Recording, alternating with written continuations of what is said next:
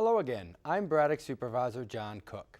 Welcome back to Braddock Neighborhood News, the program I am using to provide you with information on issues facing our community and ideas on how we can strengthen our neighborhoods. This month I'm joined by Traci Claar, the Director of Community and Local Government Relations for George Mason University, and Bob Hull, Community Outreach Specialist for the Annandale campus of Northern Virginia Community College. Their main job is to communicate with our neighbors about George Mason and Nova's plans, goals, and activities. As both of these institutions are housed in the Braddock District, we are grateful for their outreach and for being concerned and engaged citizens. Traci, Bob, thanks for coming on the show. Thank you. Thank you for having us. Well, let's talk a little bit about, who you are and how you got where you are. Traci, we'll start off with you. Now, you've been at George Mason for a bit, and we've had a chance to work together. I have. I've been at the university for 17 years. Before that, I did marketing for a couple of corporations, and I got my degree in PR at Gonzaga University in Spokane, Washington. So I'm actually somebody who's doing something that I got a degree in. So. Boy, you don't fit in around here. I know. Now, Bob, you've been done a bunch of things over time, and you have a long-standing relationship with Northern Virginia Community College. I actually got my associate degree there many years ago. And it's not true that we used covered wagons in those days. And then I transferred to Virginia Tech, and it was a great experience at the community college. And then I came back after graduating from Virginia Tech and worked as a biology lab technician there for a couple of years. And then after that, after I went back to graduate school, and then I worked as an aide to one of the members of the Board of Supervisors many years ago, and got into the computer field and did some work with some of the technology companies. And one of the things that I did over a period of almost 19 years, I served on a number of boards and commissions in Fairfax County. And then an opportunity came up to run for the House of Delegates, and I did, and I was elected, and I spent 17 years there. And we also have full-time jobs at the same time, so I continued to do work in the technology community and marketing and that type of thing. And so I left office, and all of a sudden I saw this job come up. I said, oh my goodness. So I applied, and lo and behold, they hired me. So I've been at it not as long as you, only a few months. I've only been there since January. Well, Traci, you've been in the position for a while. Tell us a little bit about what your job is, what is George Mason's philosophy in establishing that position, and kind of what do you see your role being both with the university and the community? Absolutely. I think that primarily what we do is work with both our residential community as well as our local elected officials, making sure that they're aware of the goals of the university, what's happening at the university, whether it's construction or activities that may impact or be of interest to the community. So we have a number of opportunities like our University Community Forum, where we let people know what's happening at the university every quarter, make sure that they're aware of things like our high school graduation schedule at the Patriot Center, which is always of interest to folks, and just making sure that they're on top of everything that's happening at the university, as well as services and resources that we offer to them. And Bob, not only are you new to Nova, but the position that you're in is relatively new as well. Relatively new. It's somewhat like Traci's, where you're doing the outreach to the community, but also you're doing the internal marketing. And a lot of what I do is really to get the word out on campus about things that are happening in the different departments, because I'm sure you face the same thing. One part of the campus doesn't necessarily know what the other side is doing, and so it's a big communication effort, both internally and also to the external community. And in both your cases, we deal with a lot of community issues. I grew up in a small college town, and so town gown issues are, they're sort of second nature. But there are some similar themes. And Traci, talk a little bit about what are kind of the major issues that are sort of always there between the surrounding community and the university. I would say probably two of the biggest issues that we've faced in the time that I've been there has either been construction at the university that has impacted the surrounding community, as well as our off-campus student population and sometimes their behavior not being what it should be for living in a permanent neighborhood. So those are two of the things that we've been doing a lot of work on. And one of the things that we started just a couple of years ago was our Good Neighbor program. And that's something that you've been involved with. We've done welcome walks to our students who live in the community, just reminding them to be a good neighbor. We have produced a number of materials as well to help educate them, including our How to Party Smart magnet, as well as our coasters that all have tips on ways that they can be a better neighbor. And they cover things like city ordinances that they should be aware of, or county ordinances that they should be aware of, and just typically common good sense things that we might have, but they're learning, they're growing. This is an educational opportunity for them being away, maybe living on their own for the first time. And so that has been, I think, a really great program to really engage the neighborhoods, engage our students, engage our local elected officials, and come together as a team for the good of that relationship. And you mentioned earlier our quarterly university community forums, which are jointly sponsored by Mason and by my office and by the City of Fairfax. And it's turned out to be a really good way to get a lot of issues on the table and vetted and talked about. Absolutely. So that the community's not only aware of what's going on at Mason, but really involved in it, and the Campus Drive project being a good example of that. We've also have a Fairfax Campus Advisory Board, which is made up of 5 members from the county, 5 members from the city, and 3 members from the university. And that's really where we can discuss right when the ideas come to the university, what's happening, so that we can get feedback on areas of concern, issues that we might be facing that we haven't thought of before we go down that path. Out of that has come the West Campus Connector Advisory Group, which is then an expanded group of folks from a lot of the neighborhoods, including the Springfield District as well, to talk about that new construction and where that road should go, what are things we need to be concerned about, the design of the road, the width of the road, whether there should be pedestrian and bicycle paths. And that group has been working diligently for a year and a half. And now anybody who's been on either Braddock or 123 will see that that is now in progress. And that road should be completed completely by midsummer of 2014. And I've had the opportunity to chair those organizations and really enjoy working with Mason and my counterparts in the city, and they'll be taking that task over as chair in a bit here. But it has been a good way, and I know from the community perspective that the community really feels that it's now, it has a voice, it's being heard, and it's learning what's going on, and that's been a great example. And that's something we're trying to, Bob, you and I are working on trying to do the same up in the community in Annandale, because as so many more of our, especially Fairfax County students are going to Nova, that's causing some growing pains in the community.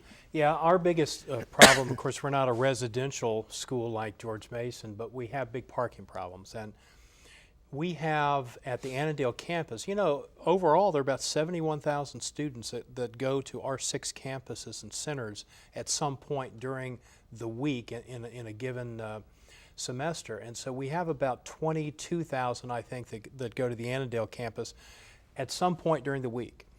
And many of them park off campus for a number of reasons. Sometimes they don't have enough money to get the parking sticker. I think in many cases it's just convenience, because when class is let out, you can be stuck internally on campus for 15, 20 minutes, and they might think, well, if I park here I can jump in my car and be gone. So one of the things that we're trying to do is to work with the students to say, look, we'd like you to park on campus, but if you're going to park off campus, how about some more civility with our neighbors? Littering is a problem. We want to let them know, don't litter.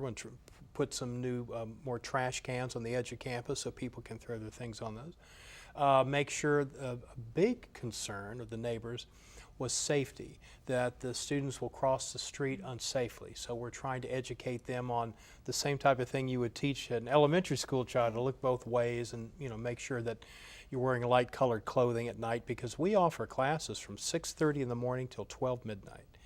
And if you have somebody wearing dark clothing trying to get across the street, that's a problem for everybody.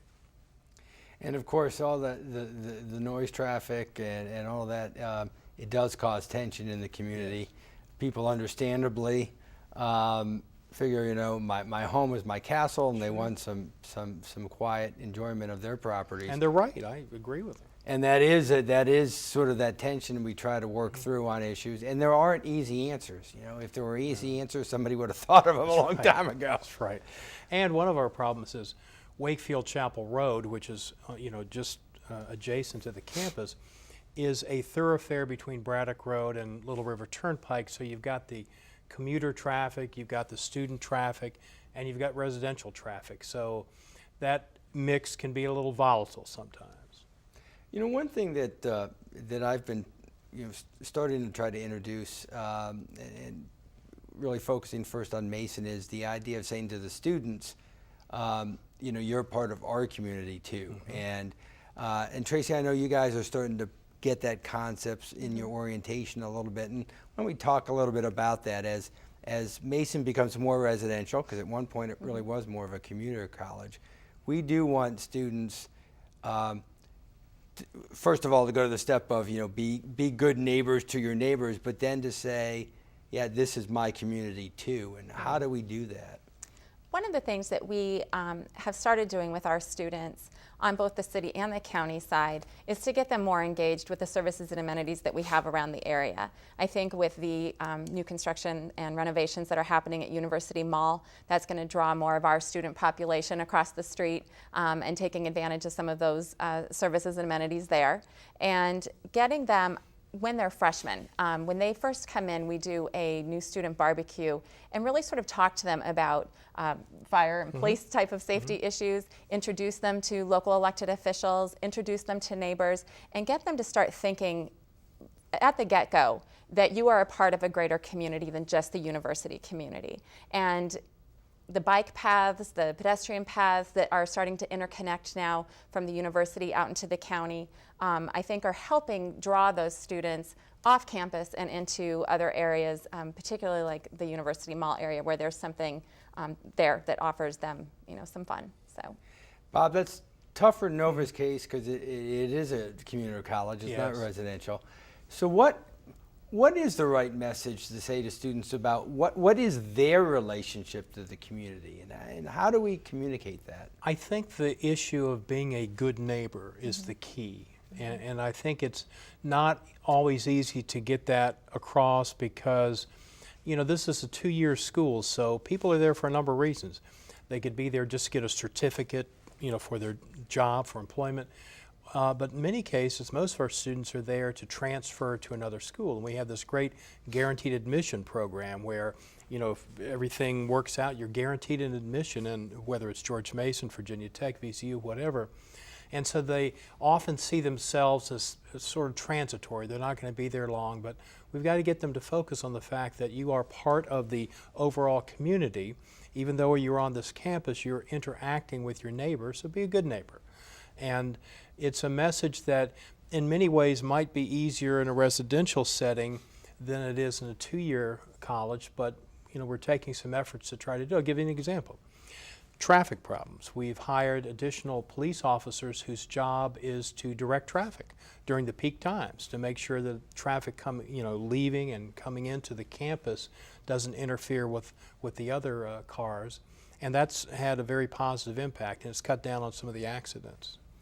And the flip side of this concept is for the people who live around the campuses to feel that they're a part of the campus as well. And Mason offers a lot of opportunities for our neighbors to be involved on campus. Traci, you want to talk a little bit about those? Absolutely. Well, of course, we have the Patriot Center and the Center for the Arts. A lot of folks from the surrounding neighborhoods take advantage of those. We also have our library, though, that I don't think many people realize they can come and utilize. We have a number of services and resources at the university. We offer a free Mason Speakers program so that our faculty, staff, and alumni can come out and speak to community organizations free of charge. That's something that is run through my office as well. And the other thing that we've been working with, particularly local homeowners associations, is having somebody there who is a college liaison. So they're working with the students who live in their community to get them engaged in the neighborhood. And then we're talking with our students not only about being a good neighbor, but also getting engaged serving on the board of their homeowners association, serving on a board or commission within the county or the city, getting them out into the community and realizing, not just from an educational perspective that that's a really great opportunity, but just from a neighborhood as an ambassador from the university out into the community, that's also another really good reason for them to get involved. So I think it's working both back and forth, getting our students out there in a more positive way and having the residential community come to campus. For example, we have on Friday, the 26th of April, we'll be having the inauguration of our 6th president, and the public is invited to that as well. And we're really hoping to have a great turnout. There's a carnival fair afterward, and we're looking forward to seeing the community attend. Great.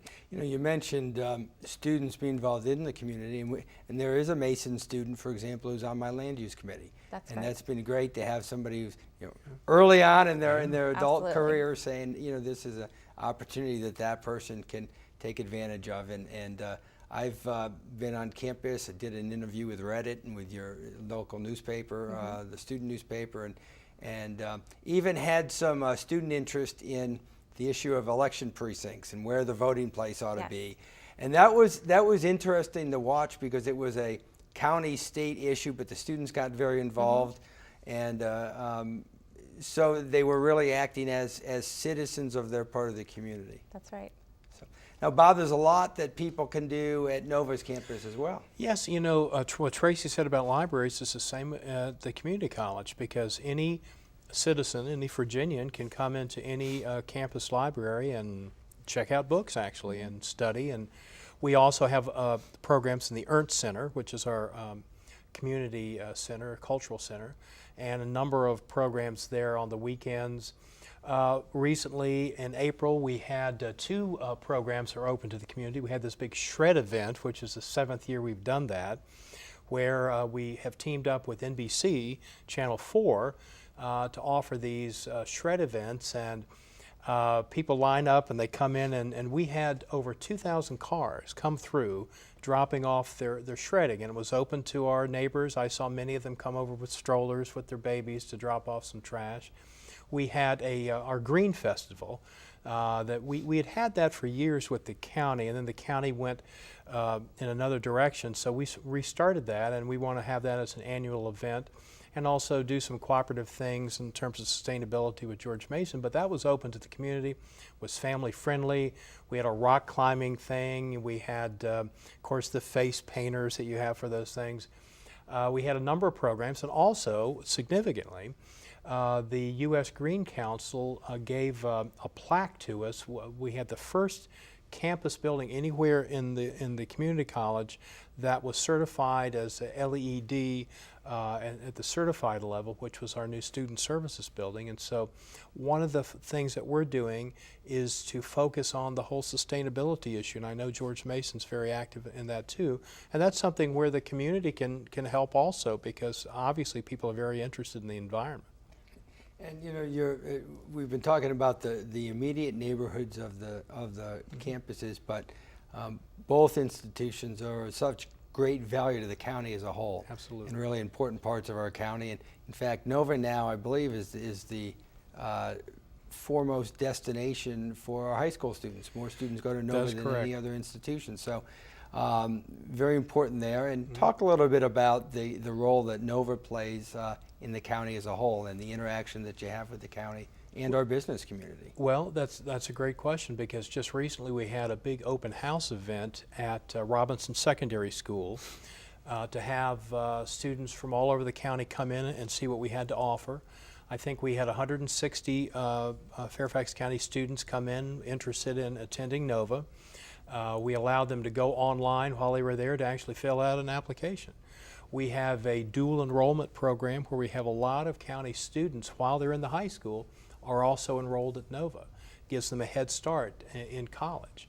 And a lot of their AP courses will, you can get college credit for those, so it is a huge advantage for them. We have Pathways to the Baccalaureate program, where we're working intensively with a lot of high school students in Fairfax who I'd say, come from families that you wouldn't ordinarily have gone to college. Some people would call that disadvantaged. And so we work intensively with them where they work one-on-one with counselors. And it's a very successful program. We've got kids all over the county in that. And in fact, the Achievable Dream program, Nova was one of the schools rated nationally as one of the highest, with one of the highest levels of graduates coming through these type of programs. So we do a lot with Fairfax County. We do a lot with the business community, whether it's the Fairfax County Chamber of Commerce or locally the Annandale Chamber. Always done a number of things with them.